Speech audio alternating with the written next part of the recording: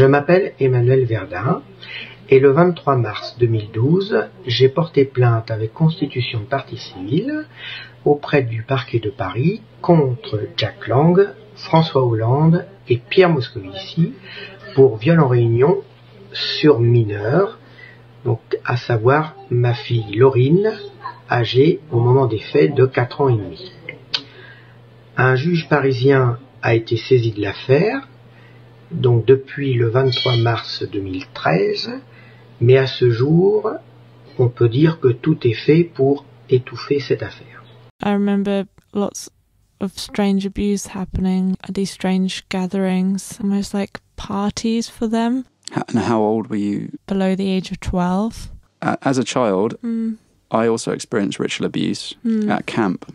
It sounds implausible because it was designed by the abusers to sound implausible. In my experience, these abusers specifically choose to do things that are unbelievable so that the children they do it to are not believed.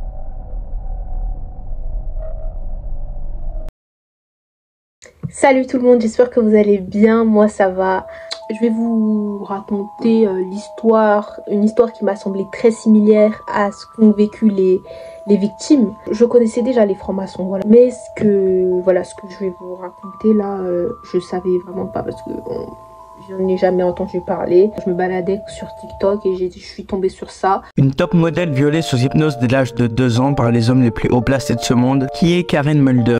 Et moi, je la connaissais vraiment pas. Donc, bref, c'est l'histoire de Karen Mulder qui naît le 1er juin 1970. Ça nous dit sur internet que c'est une top modèle très connue.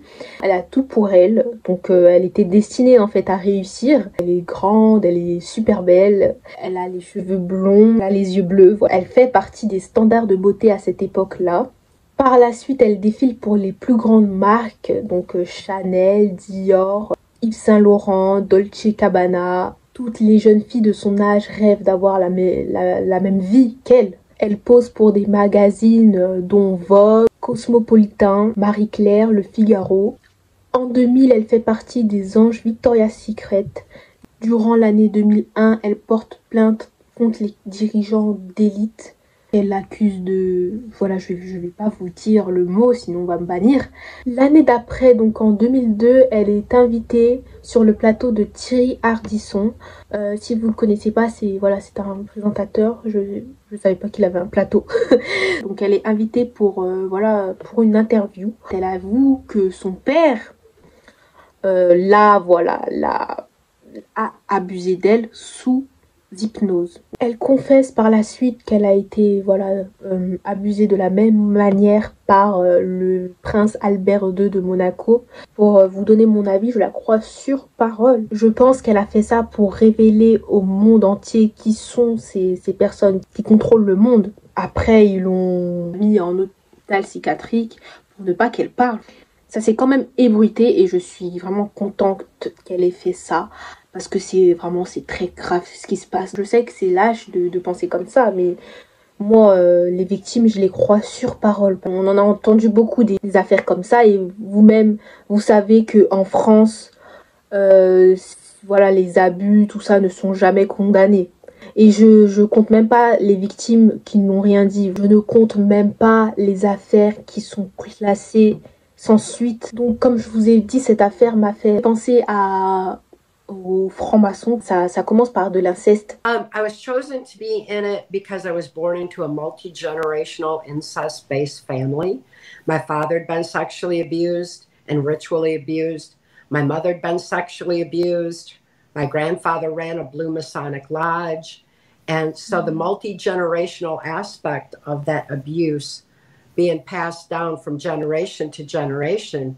C'est de génération en génération, et après ils les font rentrer dans les loges, on abuse d'eux, n'importe quoi, on abuse des enfants. Il y a même des familles pauvres dans les pays très pauvres où les parents vendent leurs enfants contre de l'argent. Ils les exposent sur les réseaux sociaux. Ces comptes-là d'enfants attirent les pédos, et C'est comme ça qu'on les vend, voilà. C'est comme ça qu'ils vendent leurs enfants. Et puis par la suite, ben, on va les appeler, voilà, les vieillards. Les vieillards pratiquent des rituels sataniques sur les enfants. Ça va jusqu'à pénétration, je vous raconte même pas. Ça peut être même, ça peut être des enfants de 2 mois, des enfants de 3 ans. Ces sectes ont beaucoup de contacts, voilà. Les hommes les plus riches de ce monde qui font des choses comme ça. C'est pour ça qu'on les a jamais attrapés. C'est pour ça qu'il n'y a jamais eu de suite à tout ça. Enfin, les victimes dévoilent tout. Mais c'est jamais, ça n'a jamais de suite parce que ils sont tellement puissants. C'est vraiment des personnes haut placées. Il n'y a pas de solution parce qu'ils sont tellement... Enfin, ça va de génération en génération. Ils entrent leur enfant dedans. C'est vraiment n'importe quoi. À part faire cette vidéo, en fait, je ne sais pas comment agir. J'espère que, voilà, on va plus en parler parce que j'espère qu'on trouvera aussi une solution. Ce qui se passe dans le monde, c'est vraiment dingue. J'ai vu un documentaire, enfin, je l'ai pas fini, hein, mais parce qu'il dure au moins 4 heures, voilà. Il dure 4 heures et j'ai commencé le documentaire, j'avais des larmes, voilà, qui coulaient parce que je me sentais tellement mal. Quand ça touche les enfants, je ne peux pas m'empêcher de verser des larmes parce que c'est tellement grave en fait. Je comprends pas, ils n'ont pas d'âme pour faire ça. Et après vous allez voir votre famille et tout, vous allez dîner avec votre famille tranquille et tout alors que vous avez fait des choses horribles à des enfants qui n'ont rien demandé. Il y a des gens qui sont abusés par leurs propres parents. Il y en a qui sont allés explorer les sous-sols de la Défense.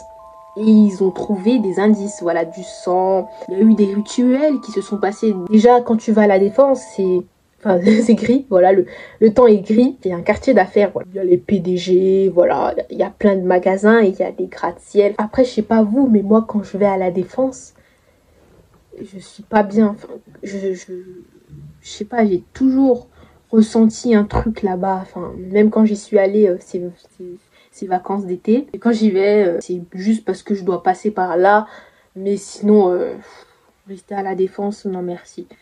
Donc, j'espère que vous avez aimé cette vidéo. J'espère qu'elle va vraiment aider. Parce que je peux rien faire en fait. Moi, je ne suis pas PDG, j'ai pas de relation. Je suis juste une simple étudiante. Je suis pas un homme blanc, voilà. Donc, mais j'espère que les choses vont changer. Et voilà, je tenais à faire cette vidéo. Si je meurs, vous savez pourquoi, parce que j'aurais parlé.